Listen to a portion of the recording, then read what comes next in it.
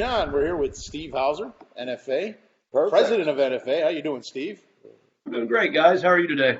Good, Pretty good. How were your holidays? Did you survive like everyone else going through COVID and all that stuff? Oh yeah, we had no personal issues, and from a business standpoint, everything went along real well. I mean, it was super busy in the Deep South. They had a New Year's down there to just set all the records. Perfect. They had perfect weather across the entire southern Gulf Coast, basically. Oh, nice. That worked out good.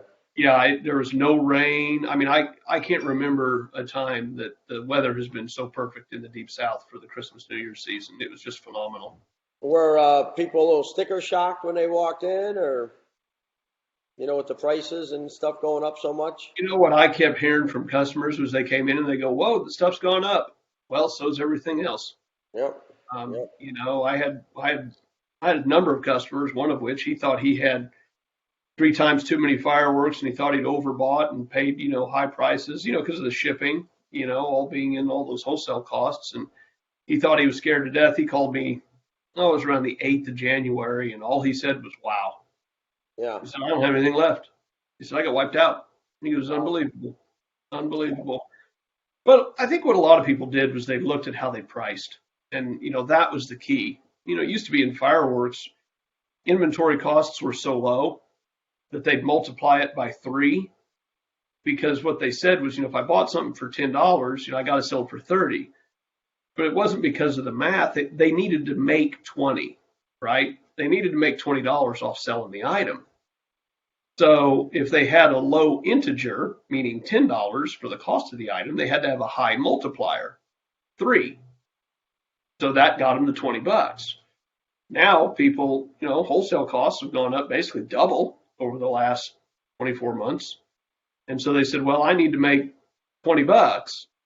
Well, it cost me $20. That's a higher integer. So their multiplier didn't have to be a 3. They used a 2 or a 2 1/4. Right. Most of them had their, they have their leases, and those didn't change that bad. So what they said was, okay, so I sell it for 45, and they make 25 on it. Well, before they sold it for 30 and they made 20, but they couldn't really sell it for 60. I think is what they got smart about. And they were able to move the product. Yes, but once again, you are losing your markup price. You know what I mean? So, and also saying that, well, I need to make 20. Where does that figure come from? You know what I mean? That's kind of what. Well, that comes from however their math is. Yeah, that's what I'm saying. But like percentages don't. Percentages are percentages. If you can't keep them, you can't keep them. You know what I mean? So that's basically what I've heard. If you want to make $20 on an item, but depends on what you got into it and everything else. So I'm, when it comes time to mark up fireworks, it was always a 3 time. Now it's a 2, and it used to be 7 times at one time, but now it's down to 3. Then of course you get a bigger case with 2 pieces in it, and you're harder to make that $20, And, yeah, it's just people are having to do a lot more, I think, analysis, instead of just, it used to be patent. Oh, we'll just take it and multiply it by 3. We're good to go. Yeah, you can't do that on the bigger case items. Just can't. No, because you take like something that costs wholesale costs $200. Well, you may not sell it for $600, but you might sell the snot out of it at $450. Yeah. But if you sell one of them, you're making $250. It takes a lot of. And that's kind of what you got to be happy with. But once again, it doesn't always pay the bills all year long like it was supposed to. So. It's just up to the. Yeah. And it's different parts of the country get different prices. Numbers. Yep, exactly. Well, I think the good news is, though, even though the prices have gone up, people are kind of accepting of those bigger prices, and you're still selling. It sounds like you're not missing that much of a beat, and you're still selling good. Yeah, people are coming in our store. They're buying, and the wholesales is they squawk a little bit, but at the end of the day, they still need something to sell. You know what I mean? Yeah, I think that's the takeaway. I mean, the prices be darned, the product is still moving through the system. Yeah. And the end users are still there and they're buying it. And, we prices bevied out, well, we've preserved our market, we've kept our customers happy, and now maybe we can, we start being able to get it for better prices long term. We start making some of those margins again. The customers are still happy and they're still there. So, I think the fireworks industry is still thriving. So that's good. Yeah, Good. Especially That's the positive takeaway. yeah, for everyone on this call, that's certainly good. yeah, definitely. And then we did an interview with Wilson Lamb a little while ago from Black Scorpion, Chili Fireworks. He was talking about some of the regulations that are coming out of China, focusing on like the government limiting certain factories to only produce certain kinds of items. You heard anything about that, or what can you provide any information on that? I saw that on your agenda, and my takeaway from it, from the conversations I've had with people over there, is I think what China's really trying to figure out is their own internal supply side. We've had problems with containers over here, right? Well, they've had problems with containers over there too. And it's trying to break up the log jams at their ports, much like, we have the reverse log jam. We have the inbound log jam. They've got the outbound log jam. And that's why you heard so much about getting containers back to China empty, because they had goods they needed to get on cans. And so they were just boating them back with air in them just to get them back so they could flip them. Also, you heard, about the power outages. John, did you hear about those? They were there rolling brownouts, and, production was only available between this point in time and this point in time. I don't know, all of that, what's ultimately the truth. What's the real thing? I mean, what I've seen is over the years, factories have been consolidating, and they've been focusing on areas where they're really good at meeting volume. And what we've seen on our side as buyers is we've seen depletions of availabilities of some items. Novelties have always been a problem. You're seeing it in the stick rocket markets. And you see a lot of the factories focusing more and more on artillery, cakes, fountains, and assortments, and trying to focus on some of those categories. And so I think you're going to see a drop in SKU variety, by variation, because I think, as a lot of the people get out of the fireworks business over there, as they, just get old. I don't think the youth is picking it up quite as intently as they have in, decades past. So I think, maybe it's partly due to regulation, although I haven't really felt that. I think it's due to just a general market shift in what the factories want to make and what they know they can make quickly and make good money on. Yeah, the rolling blackouts, it kind of been how do you say it? Conspiracy theory is the, Chinese government doing the rolling blackouts to keep production low, to keep prices high, give us the inflation back that we gave them.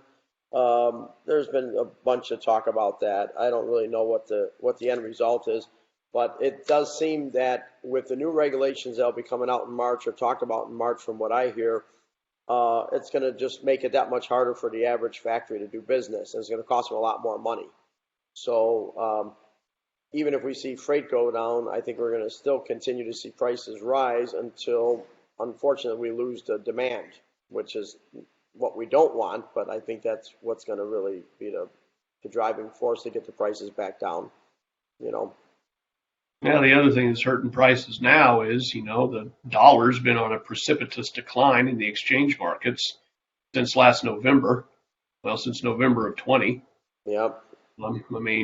Basically after that election was over, the 7-to-1 exchange rate of the U.S. dollar to the Chinese RMB has never been seen again. Nope.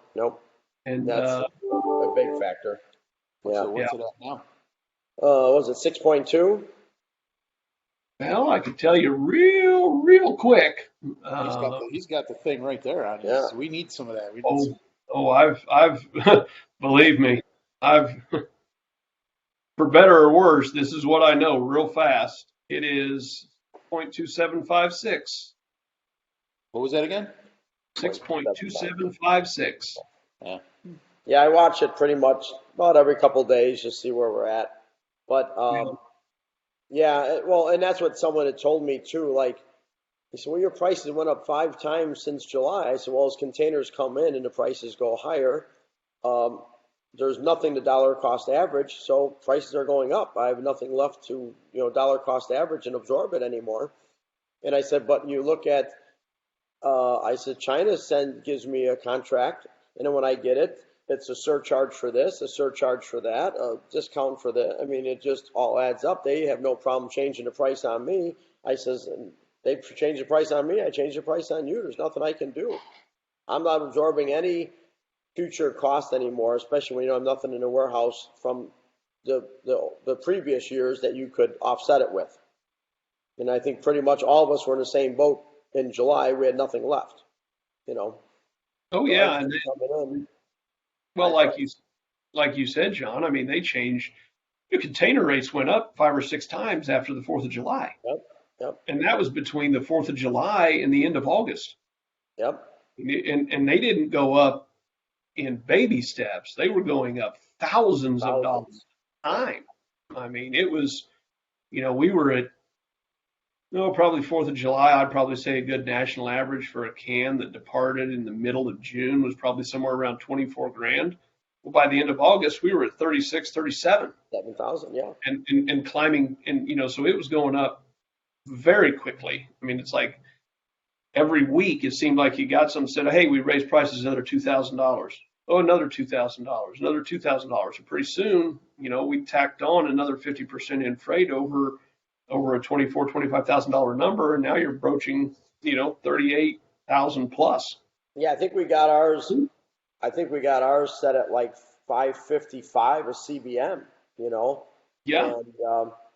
And that's where we're at probably right now, and that's based on 68, and we're not getting 68 in a container.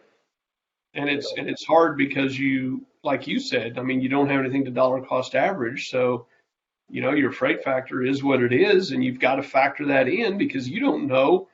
I mean, after that last increase in August, what's to say that they weren't going to change it again in September, October, November, December? Oh, yeah. But I think what we have seen, my gut tells me we've hit a plateau.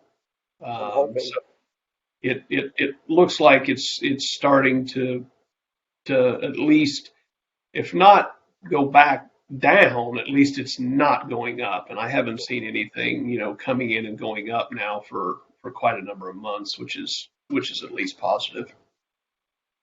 Now, what is your take on this? In order to get shipping space, a lot of them are selling off the containers to their clients. They've asked me a couple of times, would you buy the container for $3,000?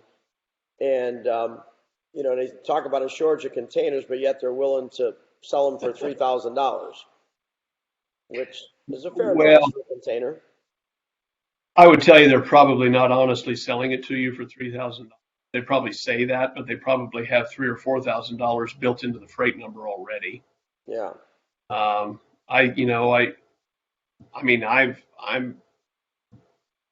I've seen some of that. I've seen, I've gone out and looked at saying, hey, if we bought containers, what could we buy them for? And it's costing anywhere from $6,000 to $7,000 to buy a container manufactured over there. Yeah. Assuming, let's say, okay, so if it comes in, I've got some drop ship clients that say, hey, can we buy the container? And, historically what I've told them is I said, well, you can, but, the nerve wracking part of that is what kind of container are you going to get your fireworks delivered in? Because the container line, a lot of times historically would send it in a well-used container. Yeah. So you're buying top dollar on a can that you've never laid eyes on. So I know that there's some demand out there from people to want to actually buy the can itself. So I went out and thought, hey, if we've got a container shortage, why don't we take a look at containers and see what it costs to make some of these things, buy some, and then we could just tell the customer, okay, here's the freight, here's the can. And I did have some people ask me, they said, well, I can get it from so-and-so for $3. And I said, well, add the freight and the $3 and see where my numbers compare with yours, because I'm not so sure that part of that 3 isn't already in the freight number. But Well, based on the other freights, it seems like it's pretty much right in line. So, um, we're selling them for 4,000. We bought 3 of them because I wanted them here and I didn't want to wait. But yeah, so far, it seems like the freight's been pretty consistent. So I just don't want any more, basically. So yeah, I don't need them. They're a pain. I gotta have the guy come over and take them off with his big forklift and everything else, and don't need the hassle. yeah. Yeah, it's that's why I tell people. I said, I've got one customer. They actually have the equipment. They own the equipment because they got another Yeah, business that they do, as most fireworks people do. You yeah, know, they've got other things that they deal with. yeah. But if you don't have a way to get the thing off the chassis, that's expensive too. That's expensive. Yeah, sure. And a Rent a place to store crane to hoist, some massive container off. it. Turn Yeah. my phone down here so anything that comes in on the main line doesn't interrupt us. Okay, there we go. But What about John was talking about that if your container is sitting out there, they're unilaterally charging you like $300 a day. What was that? well, it starts off at $100 a day, then 200, then 300. Any news on that's still in effect is what I heard. Haven't paid any of that, but I tell you what's strange on that. They initially came out and they said that was going to go into effect in November. yeah, Then it was supposed to go into effect in December. And then they laid that off from December over into January. Now, personally, I started aborting the West Coast when that started coming up, meaning I was just hellbound not to send anything to California. yeah, I just was looking for every other option. The horror stories I've heard haven't been so much those costs actually finally getting levied at the port, because they still have to get them into the port. I think the way that was supposed to be working was if it got into the port and was cleared at the port and wasn't taken within a certain amount of time, then those charges started compiling.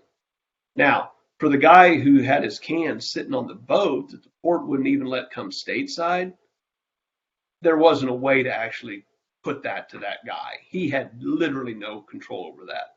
and even once it gets into the port, we have no control. Even at the port, we have no control, and that's why they kept delaying it. Because, when that first broke out, the NFA, we reached out. Obviously, I went to our Washington, lobbying firm, and I had him do some digging around.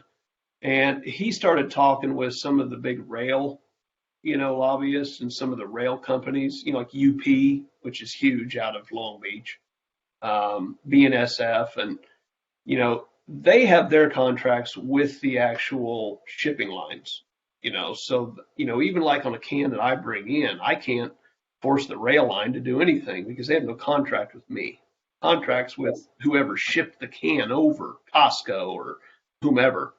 Yeah, But they were making a lot of steps. The rail lines were making a lot of steps to help try to get stuff out of ports faster on their end.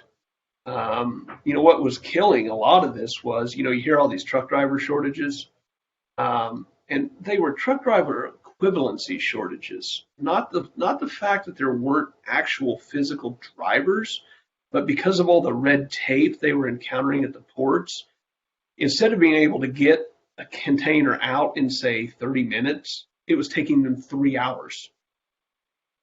So they're producing 1/6 of the amount of work at the end of the day, because once their logbook's up, it's up. so, yeah. They're hours on, hours off. And if in a normal day they could move, say 12 cans, okay, that's one driver, 12 cans. So you got 12 cans per driver. Well, then what was happening was the driver was only getting 2 because it was, 3 hours waiting to get it. He takes it somewhere, drops it, comes back, waiting another 3 hours, and it was just that kind of a problem. Part of that was rail. A lot of it was port.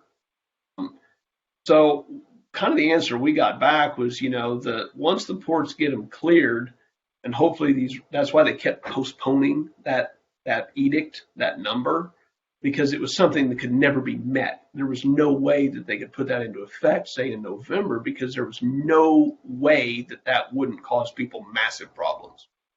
And I have heard horror stories about people having some of those problems where they get the can and they get a back bill for $6,000. Yeah.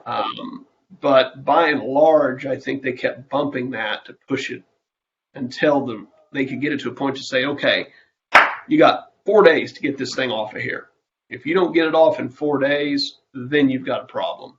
And I do know that still affected people negatively in multiple industries, not just fireworks. Oh, no, just not fireworks. No, it's that's very, and like I say, we have no control as a business owner how fast we can move it at the port. We can't physically go there and pick it up ourselves. We can't do anything. So you're still relying on the port people and the drivers and everyone else around you to get it done. And then if they don't get it done, we're the ones paying the bill. So it really makes. Yeah, because they had, so that's where they came up with some of that truck driver shortage, was they were saying, okay, normally they've moved 70,000 loads, they've only moved this many, and if a guy got, so many per, then they backed into that and said, okay, well, we're 50,000 drivers short. Well, you aren't 50,000 drivers short. It's that your 50,000 drivers are doing 1/6 of the work that they normally did a year ago. So it's kind of a full-time equivalency shortage. Well, what created the lengthening in time for them to get the cans moved? It was just jam-ups at the port. Just total jam-ups. It's jammed up. They've got part of it was COVID.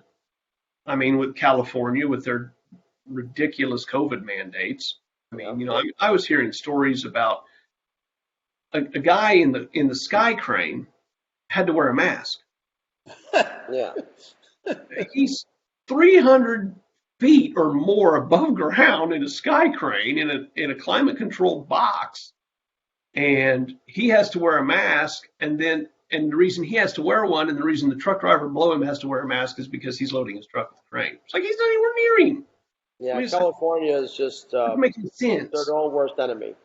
It's okay. I saw J-Lo and Ben Affleck at the Super Bowl. They looked fine. They didn't have a mask on, so we should be good to go from now on. Yeah, at least I think, knock on wood, I don't know, but I think everybody's about tired. I think this COVID horse has been way overridden.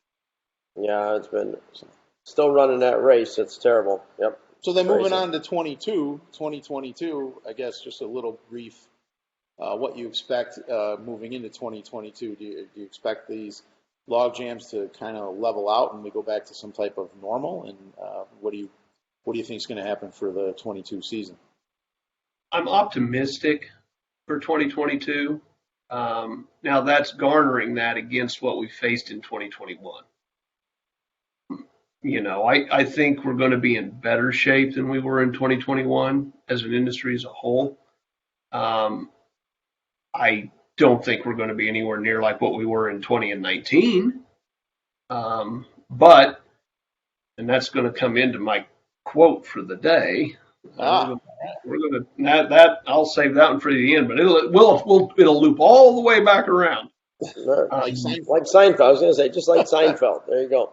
So I think personally, and I use this based upon what I'm seeing and what I'm experiencing as an importer.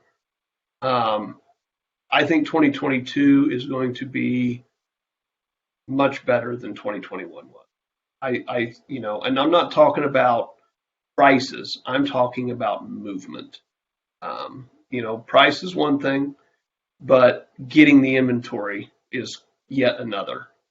And I think from an inventory arrival standpoint, I think things are looking much better for 2022 than they certainly did in 2021.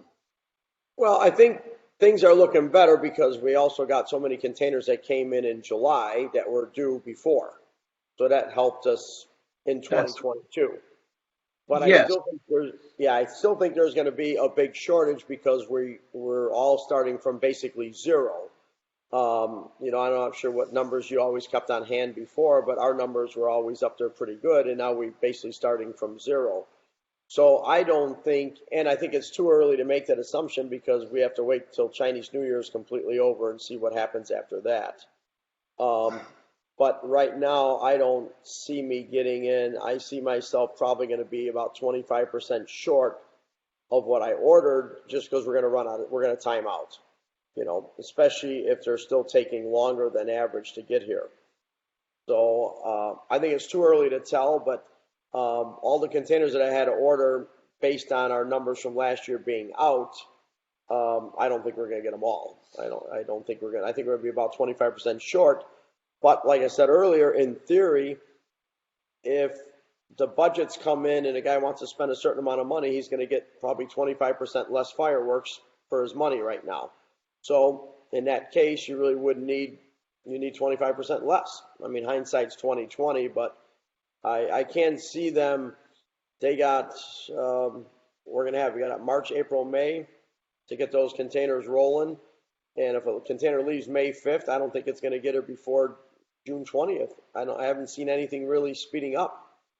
So I don't know. I think we're just going to time out. I think we're going to have about another bunch of containers coming in July.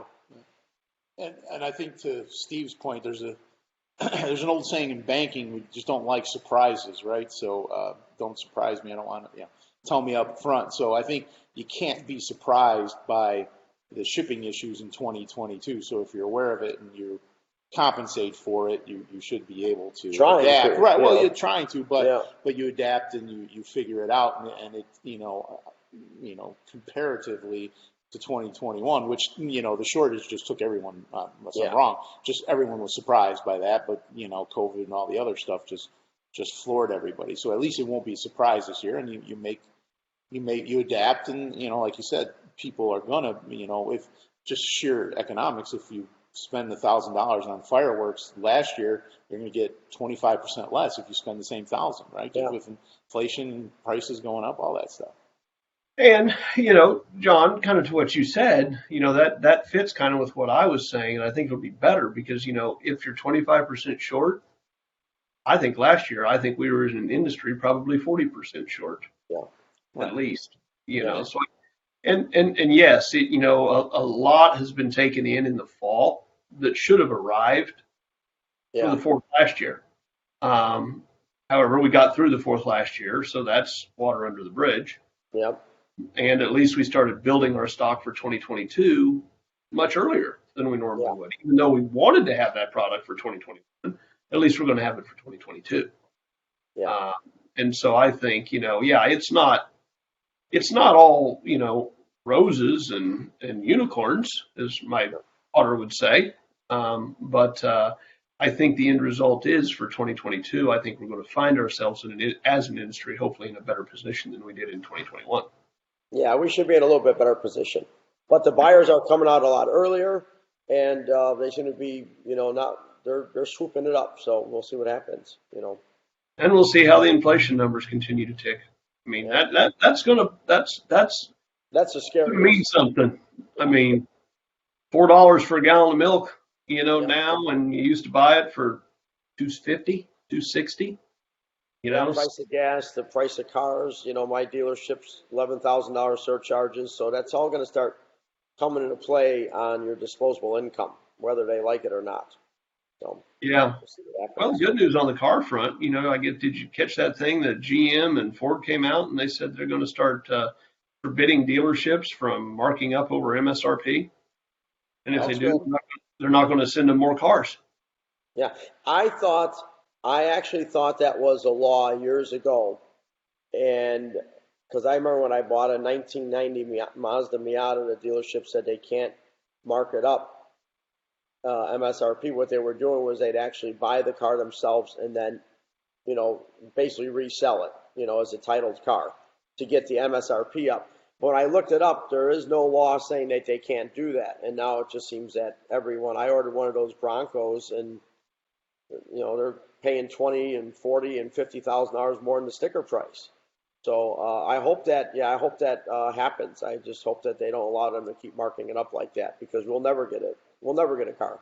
Yeah, I think it was the manufacturers actually going back to the dealerships and saying, this isn't a law thing. We're just telling you if you're going to keep doing this, and we're going to stop sending you cars. Yeah. Yeah, So but they'll find a way. They'll make you buy the undercoating, or they'll make you pay more for a floor mat or whatever. Yeah. They'll demand Maybe that you pay for some. $10,000 salesman's fee.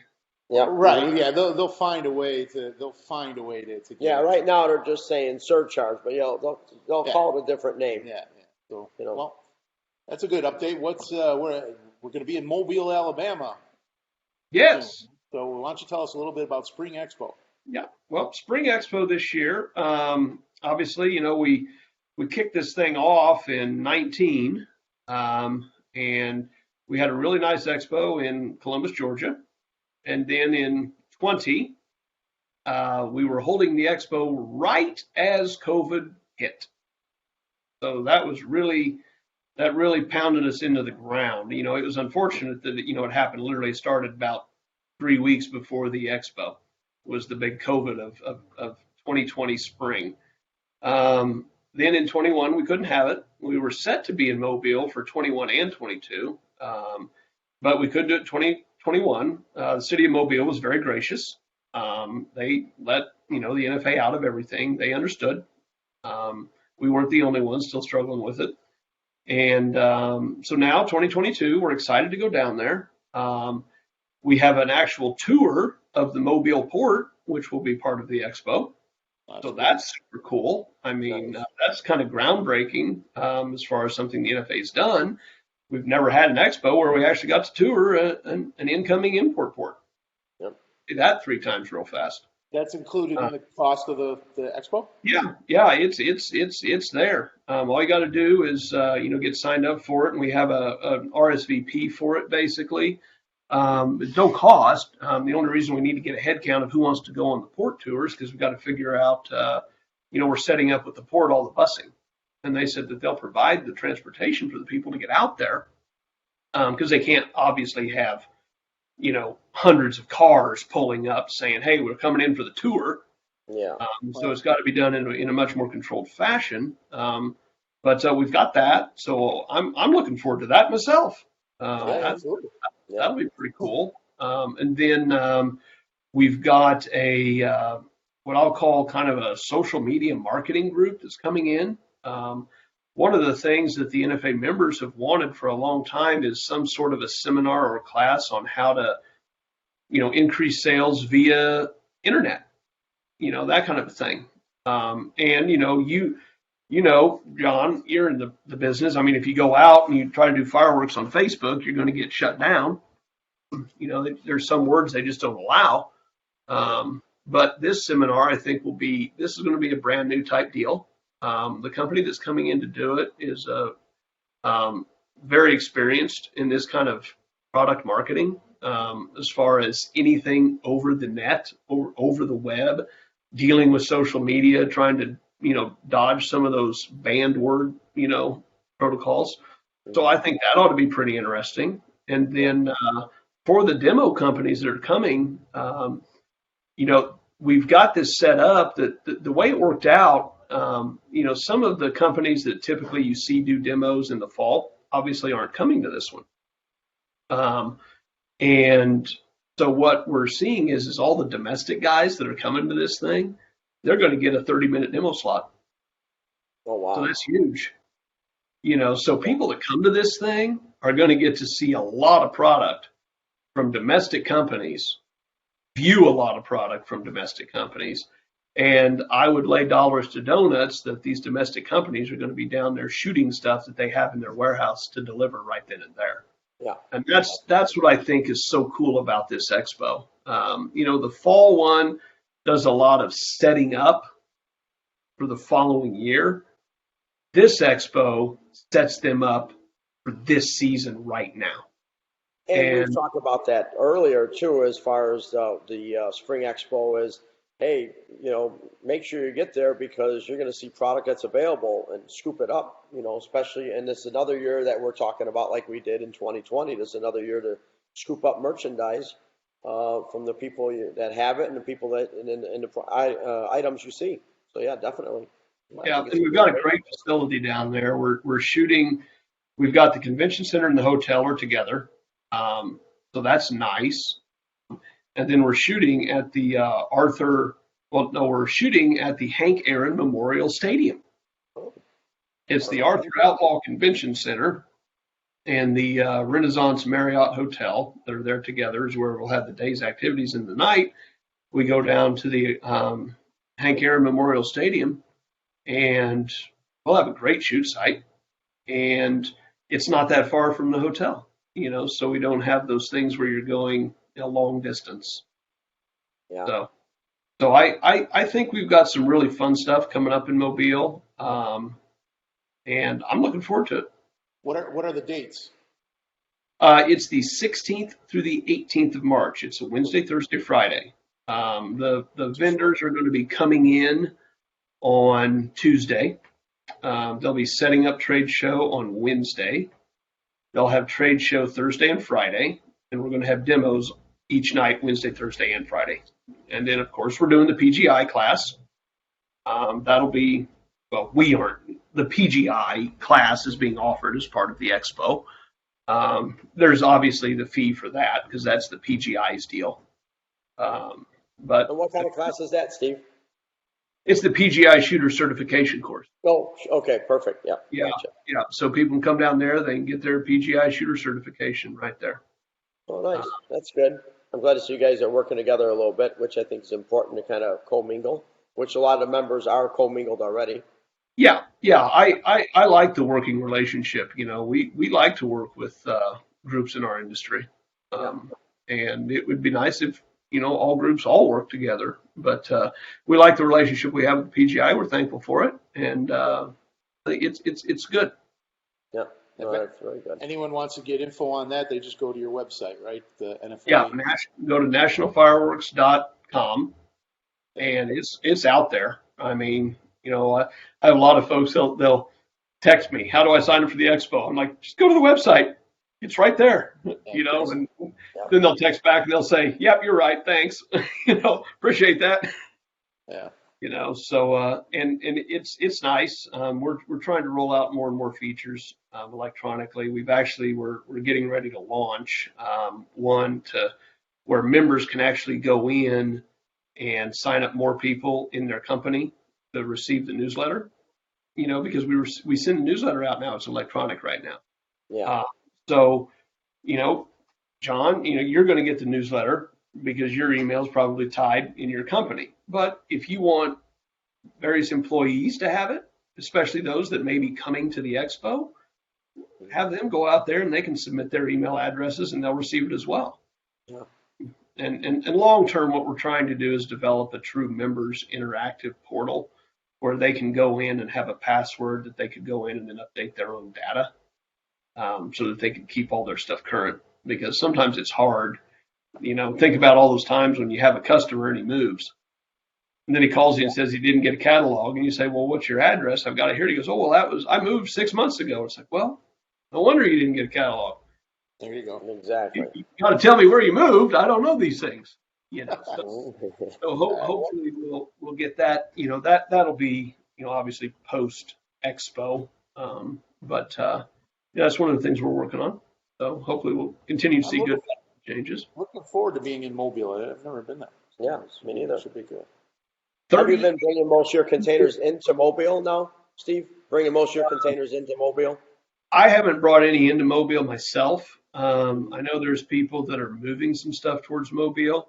I've been moving into other ports around the country, trying anything I can possibly do to avoid Long Beach.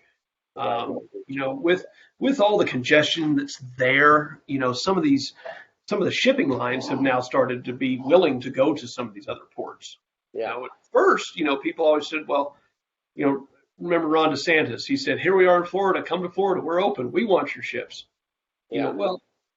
I want you to get my containers too. The problem is, unless the ship is going to Florida or is willing to go to Florida, there's nothing I can do about that. Nothing you can do. Yes. But now what we're seeing is some of these vessels are more willing to go to other ports because they know they can get in and out of there.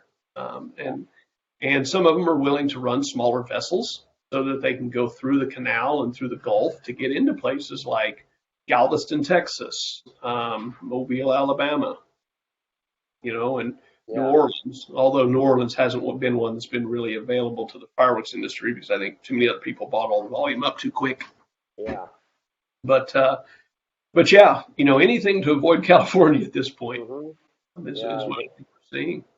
Yeah, I hate going there myself just on business. I can't stand going there, but it's it's out there. Yeah, and then the other part of it too is also a rail system. The rail lines have to be able to move things from those ports. Otherwise, you'll get it to the port, and then what do you do with it? So there's been a lot going on in terms of transportation, and it's all been driven by, frankly, private industry. To try to get a solution to some of these supply side problems that have affected not only us, but, thousands of others, industries, hundreds of industries. So you alluded to the fact that you had a quote. What's your quote? How are we gonna turn this into a Seinfeld episode? So the cycle is this, and I don't know if I see you got a baseball hat on. This is sort of like baseball, but it's tennis. Okay. And it's from Steffi Graf, if you remember Steffi Graf. I don't ever look back. I look forward. There you go. Perfect. So we're not going to look back. It's that the past is the past. We're going to look forward. We're changing things in the industry. The industry's going to evolve. It's going to change for us, but I'm not ever going to look back. I'm going to look forward. That's a good one. I took that backup camera out of my car just for the same reason. I saw a thing to talk about that. I saw a thing on a movie one time, or it was a commercial or something. And a guy had his wristwatch, okay? And he took his wristwatch and he hung it on his rearview mirror. And he said, "You are in a time machine." And they were in a car driving down the road. And the person said, "What do you mean?" He pointed out the front window. He said, "There's the future." And he goes, and then he pointed to the watch and he said, "There's the present." And he pointed to the mirror and he said, "There's the past." So we're all in our own time machine. It just doesn't go thousands of years into the future. Life lesson. I like that. All right. I got one for you. This kind of ties to the Super Bowl. Obviously, it was a couple nights ago. See if you can tell me who said this. When you're good at something, you'll tell everyone. When you're great at something, they'll tell you. Who said that? What football great said that? Walter Payton? There you go. Yeah, Look at you. Fantastic. Walter Payton. That's a good one. Now, you just didn't secretly Google that, did you? I did not. Hands here. Computer's over here. Although I have to say, like when I'm kind of looking sideways, I've got my camera here, but I have to look over here to look at you guys. But I feel better when I'm looking at you to talk to you than I do looking at this, trying to catch you out of the side of my eye. That's all right. We get it. So, yeah, Walter Payton. That's pretty good. Wow. And what was my choice? It was Walter Payton, or you gave me another football great. On the podcast, what I do is I'll get two quotes and I'll pick two people and I'll have John try to figure out who said what. And we had that quote and we had the quote, "It's not the size of the dog in the fight, it's the size of the fight in the dog." And that one was said by a Cincinnati football player, a Cleveland player, one of the two. But I think it goes back even further, like Mark Twain or something. I don't even know. But anyway, so John liked that quote. It's not the size of the dog in the fight, the size of the fight in the dog. Yes. Yeah, I think that actually might have been a Mark Twain. Yeah. Actually, how I got to Payton was because, you guys are in Chicago. You're Bears guys. Yep. I knew you weren't going to quote. I was hoping you weren't going to quote somebody from the Los Angeles Rams. No. Because that's California. That's verboten. Yeah. You guys all hate California, man. This recent. So I thought, I don't hate California. Actually, I just don't like the politicians in California that mess everything up. Well, but I will tell you this, Steve, that when I'm in California, which is quite a bit, I'm always out and talking to people and stuff. And let me tell you, the politicians did a really good job at turning the people into mini politicians. So they're all drinking Kool-Aid. Right now, they're all still drinking a Kool-Aid, and they defend, and nothing's a problem out there. So it is It's very annoying, very annoying. So yeah, it's not only the politicians but the whole state, and the ones that aren't drinking the Kool-Aid are leaving the state. You know. Yeah, let's And just hope let's just hope that they don't vote Kool-Aid votes. yeah, exactly. Yeah. Absolutely. Now I don't know if you've heard anything about what Ron was telling me about this gross receipts tax in California. Now you talk about something so strange, and they're trying to get that passed. So that's going to be very interesting. There was discussion about that. I don't know if it's gone any further, but there's actually talk of levying some type of gross receipts tax where you just pay tax on your gross receipts. Of 2.5%. Could you imagine? Company brings in 10 million, you got to pay 2.5% before you even make a profit. So they're saying like anything we'd import through California. They just said no. It's a tax on businesses in California. Oh, businesses in California. Right, a state tax. On their gross receipts. On their gross business, yeah. Gross oh, my receipts. gosh. And then they're still probably going to charge them income tax at the end of the day. Oh, yeah. Just an extra tax up above and beyond. Yeah, income tax on what you actually make, but a gross receipts tax is on what your company brings in. So if they don't all jump out of California after that, I'd be very surprised. Yeah, I don't They'll think probably be able to sell it as a gross receipts deduction. Mm-hmm. Yeah. People will hear there's a gross receipts tax deduction. They'll be like, sweet. There you go. I got emailed to me yesterday, George Carlin, comedian, and he's going on about how we renamed everything to make it sound better. I think we'll probably put that up on the air, but it's everything, and it's just one after another of what we call, I can't even think of one. There's so many of them, but we've changed all these names, and I remember that shell shock. Yeah. Mm-hmm. Yeah, we've changed a lot. A lot of things have changed. I mean, to adapt, to make it, I forget to appease certain groups of people, and then before you know it, you lose any identity you have, and it's just vanilla. Yeah, he went on and on. There were so many of them. It was hilarious. Right. What we call different things now. Well, John and I were in Columbus, and you were kind enough to give us a booth. You think we can grab a booth at the Spring Expo in Mobile? Oh yeah. Yeah, absolutely. Oh, perfect. Thank you. We can piggyback on that, on the social media thing, and we can tell people how not to make money doing a podcast about fireworks. Yeah. Okay.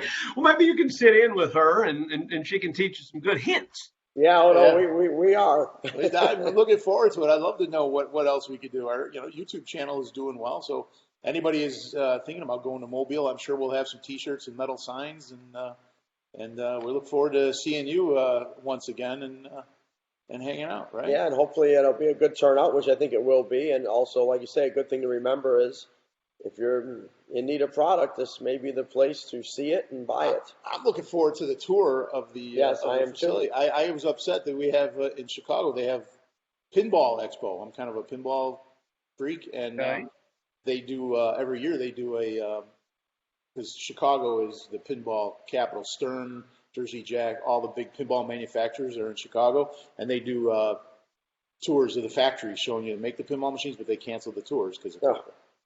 So you can go play pinball, but you can't go tour the facility where all the people are working. So looking forward to touring something, I guess.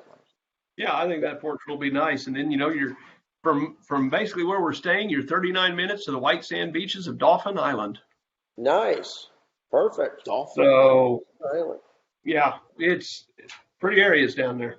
So are you familiar with Mobile? Is it, do they vote, is it like Crimson Tide? Are they all about University of Alabama or?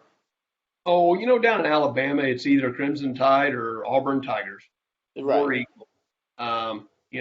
That's funny. Most people that aren't really familiar with Auburn think that their mascot's an eagle.